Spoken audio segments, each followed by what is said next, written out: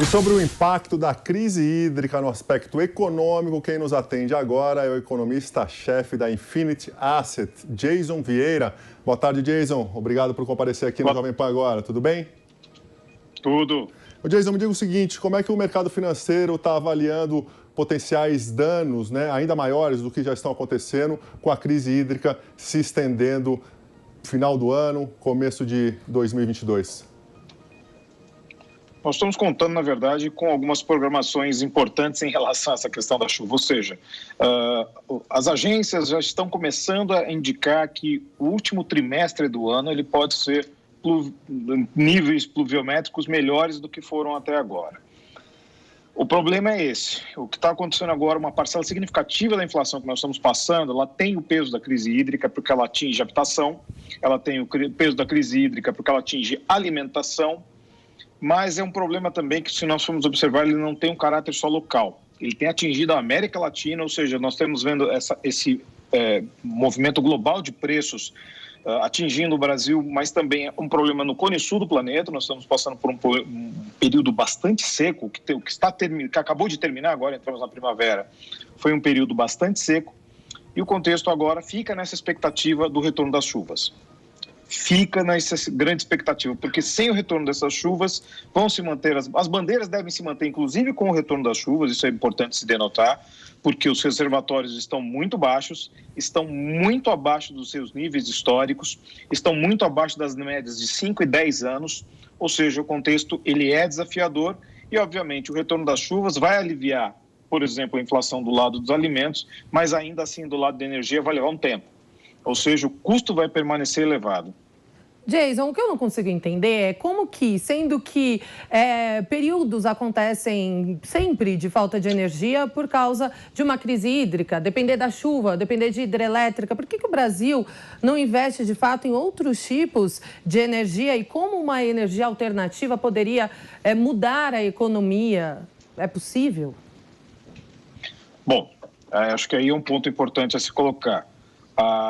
O Brasil investiu no passado recente em uma série de matrizes energéticas para evitar o apagão. Mas essas matrizes energéticas são de custo muito elevado, porque boa parte delas são matrizes térmicas, dependem de carvão e dependem de petróleo. Ou seja, também estão em alta no mercado internacional. Existe o dólar também impactando nisso. Nós não teremos um apagão, mas nós teremos provavelmente algum racionamento e teremos um custo elevado de energia. E o custo elevado de energia vem exatamente disso, dessas matrizes alternativas. A outra alternativa que a gente poderia colocar, como o pessoal diz, alternativas verdes ou eólica ou solar, elas estão ainda em termos de tecnologia muito aquém de conseguir suprir a demanda energética do país, principalmente numa retomada de atividade econômica como nós temos agora, que também demanda muita energia. E o último ponto, obviamente, é aquela energia que ninguém gosta de falar, ninguém gosta de comentar, mas é a grande solução, que é a energia nuclear. Ela demanda muito cuidado, mas energeticamente, em termos de custo-benefício, ela é o que se tem de melhor hoje em dia. Obviamente, o mundo poderia ter uma alternativa, buscar energia nuclear até que novas alternativas tecnológicas pudessem ser utilizadas, mas essa discussão barra num preconceito muito grande e outras questões um pouco mais amplas. Jason, o presidente falou hoje nesse encontro da ONU sobre energias limpas, como o hidrogênio. Ele falou o seguinte, abre aspas, que ela vem se consolidando rapidamente no Brasil. Você sabe me dizer como é que está essa questão da tecnologia sobre a energia produzida através do hidrogênio? Não tenho muito conhecimento sobre isso, mesmo porque esse tipo de tecnologia ainda tem um caminho muito longo a percorrer. Então, nós dizemos, por exemplo, vou citar um outro exemplo de energia considerada limpa, os automóveis elétricos. Os automóveis elétricos usam bateria de lítio que se utilizam de terras raras, que têm um processo de escavação e de prospecção bastante custoso em termos de pegada de carbono. A própria produção de energia elétrica e alguns tipos de energia alternativas. Aí a gente fala, por exemplo, agora dos veículos a hidrogênio. Também é uma tecnologia que está ainda atrás, ela é mais antiga em termos de estudos, mas ela ainda está atrás da energia elétrica para veicular. Ou seja, é todo um contexto que ainda é tudo medidas de médio prazo, no mínimo. Nada que vá resolver o problema de curto prazo. E o Brasil, como tem a sua grande matriz energética baseada em energia hidrelétrica, nós somos totalmente reféns de qualquer movimentação em termos da natureza. Laninha, El Niño, secas, problemas no hemisfério sul, invernos que costumam tradicionalmente ser secos nesse hemisfério, ou seja, ainda não existe uma grande energia que não seja polêmica, que possa suprir as demandas energéticas de um país da dimensão continental como o Brasil. Agora vamos mudar um pouquinho de assunto, Jason. Hoje o IBGE divulgou o IPCA 15 para setembro. O índice representa a maior taxa desde 94. Ajuda a gente, por gentileza, a analisar estes números. Não, basicamente nós tivemos um aumento bastante forte de transportes. Aí vem de novo que nós estamos conversando agora sobre a questão dos combustíveis, mas incrivelmente não foram tão somente combustíveis. Os combustíveis até tiveram altas relativamente controladas. Nós tivemos uma alta muito forte, de quase 30% em passagens aéreas. Essas passagens aéreas também foram as mesmas que no passado recente jogaram a inflação para baixo. Ou seja, nós aqui no meio dos economistas brincamos que tem a inflação do mamão, que foi uma inflação em 2009, que por um momento específico e por um número muito forte para baixo, acabou jogando a inflação para baixo. Ou seja, às vezes, dentro das medidas de inflação, nós temos ali algumas distorções muito fortes. Se vamos falar em termos de núcleo, em termos de inflação subjacente, nós tivemos até que uma inflação um pouco mais modesta do que se esperava. Os números foram um pouco melhores, mas ainda assim o que vale é a inflação cheia e o que impacta é a inflação cheia. Ela impacta nos números, por exemplo, de reajustes, quando nós falamos dos IGPs, e impacta, obviamente, em outros ajustes públicos, como são os IPCs. Então, há de se tomar muito cuidado, porque independente de se os núcleos estejam relativamente comportados, o custo que essa inflação gera, ele continua sendo bastante elevado. Ô Jason, a inflação é um movimento mundial, né? Está acontecendo em vários países do mundo. Mas por que aqui no Brasil ela parece estar acelerando de uma forma mais rápida e mais intensa? Na verdade, ela está parecida com o que está acontecendo em mercados emergentes. É que a nossa inflação agora, infelizmente, ela também tem um caráter que pode se dizer político.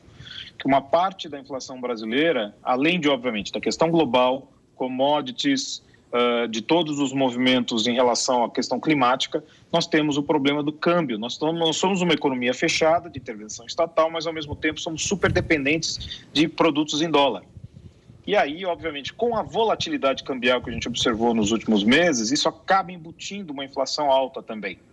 Ou seja, nós temos um elemento, inclusive, a mais nessa situação. A pressão continua em termos inflacionários, mas, comparativamente aos nossos pares internacionais, nós estamos todos trabalhando com problemas inflacionários de nível global. Muito problema, às vezes, é não só a dimensão do Brasil, mas também as características da nossa inflação. Ô Jason, o Banco Central vai aumentando o juros Selic justamente para tentar combater a inflação. Esse movimento está dando certo? Se não tivesse feito isso, a inflação estaria galopando aí muito mais rápido do que acontece agora? Na verdade, não é a questão de dar certo ou não dar certo. Ele precisa ter uma resposta de política monetária a uma pressão de preços. Infelizmente, essa pressão de preços ela não é controlável por política monetária. São todos esses fatores que a gente acabou de citar aqui. Parte da inflação, inclusive na inflação em alguns pontos importantes ali, já sofrem alguns impactos da política monetária, ou seja, já se contrai um pouco mais. Mas, ao mesmo tempo, o restante dessa inflação não tem controle. Ou seja, a chuva não vai voltar porque o Banco Central subiu juros, os alimentos não vão cair de preço, porque, principalmente por ter demanda inelástica, não vão cair de preço porque o Banco Central subiu juros. E a gasolina também não vai cair de preço porque o Banco Central subiu juros, porque tem o dólar e tem o petróleo no meio do caminho. Ou seja, é uma situação em que o Banco Central cumpre o seu papel, mas, ao mesmo tempo, ele tem instrumentos muito limitados para conseguir agora lutar especificamente com isso. Ele, para conseguir conter a inflação da maneira como ele vai ter que jogar os juros para o que a gente chama de zona contracionista, ou seja, ele vai ter que contrair o restante da economia para tentar equilibrar o lado que está subindo com o lado que vai parar de subir, ou pode gerar até no momento as deflações. Friar a economia de vez, com os juros passando aí da casa dos 2 dígitos? Nós não sabemos se eles vão passar de 2 dígitos. Quem passou de 2 dígitos efetivamente foi a inflação. Mas a expectativa, pelo menos, é de que eles cheguem ali próximos, ali na faixa de 9%, alguma coisa assim. São raros no mercado aqueles que já projetam alguns juros acima disso. Então, por enquanto, apesar de ser meramente mítico, mas conseguimos pelo menos agora nos manter abaixo dos 2 dígitos. Nas curvas de juros já estão acima dos 2 dígitos já há algum tempo. Isso aí, infelizmente, não tem o que fazer. E, obviamente, o que se reflete nas curvas de juros acaba se refletindo na economia real também. Ou seja, em termos de mercado financeiro, os juros já estão em zona contracionista. O Jason, e o FMI, o Fundo Monetário Internacional, disse que o desempenho econômico do Brasil tem sido melhor do que o esperado. Essa percepção para a gente que está aqui é meio difícil de concordar. Eu queria saber a sua opinião como especialista. Não está errado, não. Boa parte dos indicadores de atividade econômica, o do PIB, vendas ao varejo, produção industrial, todos, inclusive os dados de emprego, o desempenho tem sido bem considerável à luz daquilo, à margem daquilo que foi, por exemplo, projetado no início do ano. As projeções eram muito mais pessimistas e estão se cumprindo de maneira muito mais otimista. Ao mesmo tempo, temos que imaginar o seguinte, a inflação, ela tem um caráter muito democrático, ou seja, ela atinge a todos independentemente. E quando ela está pesada, ela traz exatamente essa percepção de que a situação está pior do que ela realmente aparenta. Então, os dados econômicos, obviamente, mostram um cenário melhor. Mas a percepção que a inflação traz, ela traz uma percepção muito negativa. Ela traz uma consequência muito negativa. E aí, obviamente, mesmo você estando trabalhando, quando você sai de casa, vai ao supermercado, vai comprar alguma coisa, parece que você está comprando no aeroporto, não no supermercado, a sensação de que a situação realmente está muito pior. Obrigado, Jason Vieira. Obrigado pelos seus esclarecimentos aqui, pelo bate-papo e fazer um panorama aí do que nos espera nos próximos meses. Uma boa tarde para você, um excelente final de semana. Obrigado, boa tarde a todos, um bom fim de semana.